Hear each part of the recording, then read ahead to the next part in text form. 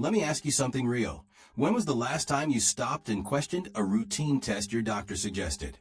Not out of stubbornness, not because you don't trust them, but because your body has changed, because you have changed. Every year, millions of people over 60 walk into clinics for what's called just a checkup. Most of the time, it feels safe, reassuring, like you're doing all the right things. But here's a truth few talk about. Some of those same routine tests can quietly raise your stroke risk, sometimes overnight. I know how that sounds, alarming, maybe even frustrating. I'm not here to scare you.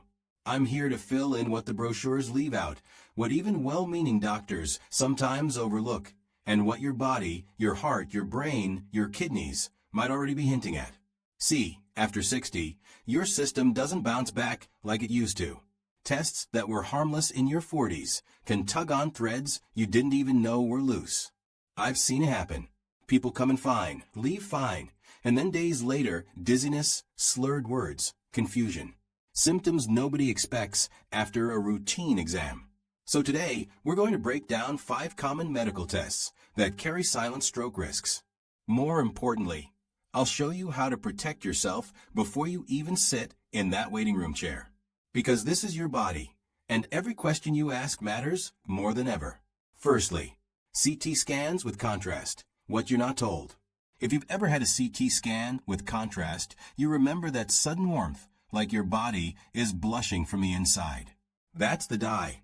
It makes organs and vessels pop on the screen. But what it does inside you, that's rarely discussed. Especially over 60, that little injection can pack a bigger punch than most realize. Contrast dye, especially iodine-based, can strain your cardiovascular system. For some, blood pressure dips suddenly. For others, it spikes. Both are dangerous when arteries are already stiff or narrowed by age or past conditions. One study in the Journal of Vascular and Interventional Radiology found older adults who received contrast CT scans were more likely to experience vascular events within 72 hours, particularly if they had high blood pressure or kidney disease. These aren't dramatic outliers. One man, 81, had a simple abdominal scan. Walked out fine. 2 days later, a minor stroke. No warning, nothing obvious during the scan. The takeaway? Don't avoid CT scans. Ask smarter questions. Before you get scanned, ask, do I really need contrast for this? And is there a safer alternative? Make sure your blood pressure, kidney function, and medications are fully updated. Advocating for your own body isn't being difficult, it's being wise. Secondly, exercise stress tests, when pushing it pushes too far. The name sounds helpful, stress test. Check your heart under pressure. Walk on a treadmill, see how your heart performs. In theory, smart. But for older adults, especially with high blood pressure or heart issues, it can tip into risky territory. Stress tests push your body fast. Heart rate shoots up, blood pressure rises. It's not a gentle warm-up, it's a sprint to strain. Someone in their 30s or 40s. Manageable. Someone in their 70s with stiff arteries? A spark in a dry forest. A 74-year-old subscriber shared her experience. Halfway through the treadmill, she got dizzy. Tight chest. Test stopped immediately. Next day, she had a small stroke.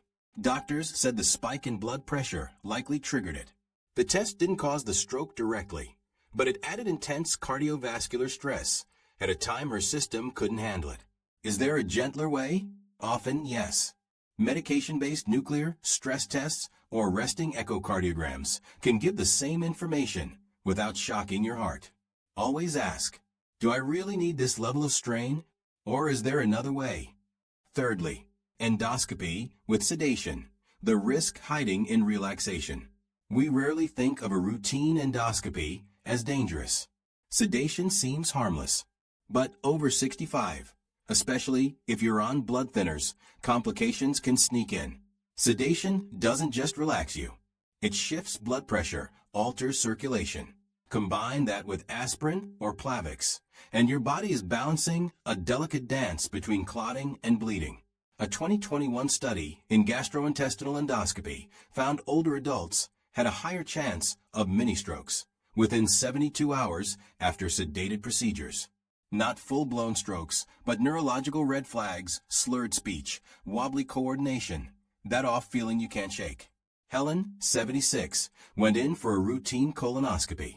2 days later, her speech slowed, her balance faltered. ER confirmed a small stroke. Likely trigger? Blood pressure dip during sedation plus her daily aspirin. Again, the lesson isn't to skip procedures. It's to ask why and how. Do you really need sedation? Could it be lighter? Or avoid it entirely if symptoms aren't present? Bring your medication list and ask directly. Are there stroke risks for me based on what I take or how I respond to sedation? Sometimes, protecting your brain means pausing before saying yes. Fourth, MRI with contrast, when a clear picture comes with hidden strain. MRIs are amazing. They uncover things we can't feel, tiny tears, inflammation, tumors hiding in plain sight.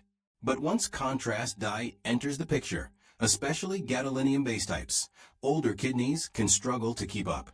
And if your kidneys lag, that dye lingers. That's when subtle risks start creeping in. After 60, kidney function naturally declines. Even if you've never been diagnosed with kidney disease, your filtration rate slows. So when contrast dye is injected, traces may stick around in soft tissues or even the brain.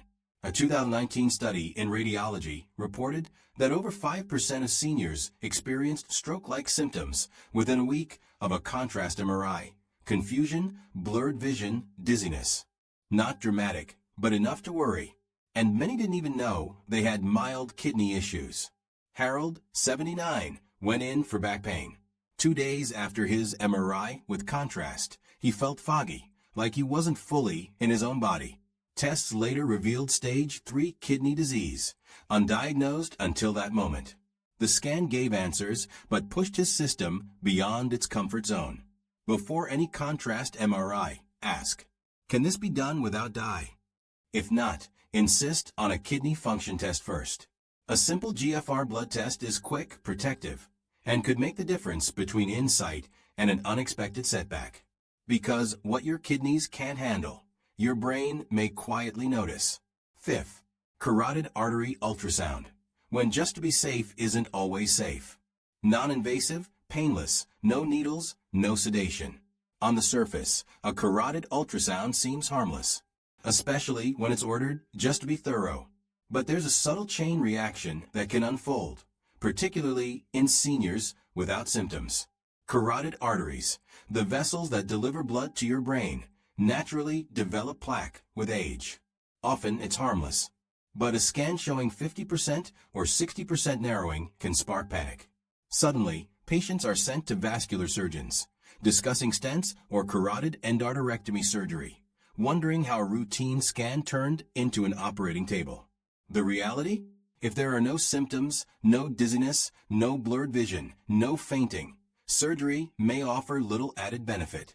Landmark studies in the New England Journal of Medicine show that medication and lifestyle changes often work just as well. And some patients experience strokes directly from the procedure itself. Helen, 82, had no symptoms. Her scan showed 65% narrowing. Weeks later, surgery led to a mild stroke. Her takeaway: I wish I had asked more questions. If a carotid scan is suggested, pause and ask, what are we really looking for? What happens if we find something? That pause could protect more than arteries. It could protect your peace of mind. Sixth, thoughtfulness over protocol, the real protection. Step back for a moment. This isn't about fear, it's about awareness. Not every test is dangerous, but not every test is necessary. After 60, bodies change, and so should our approach to care. In younger years, more tests often feel safer, but now more can backfire. Sedation, contrast, physical strain, all can tip the balance when blood pressure, circulation, or kidney function is already managing age-related shifts. Margaret, Harold, Helen, they're not cautionary tales. They're reminders.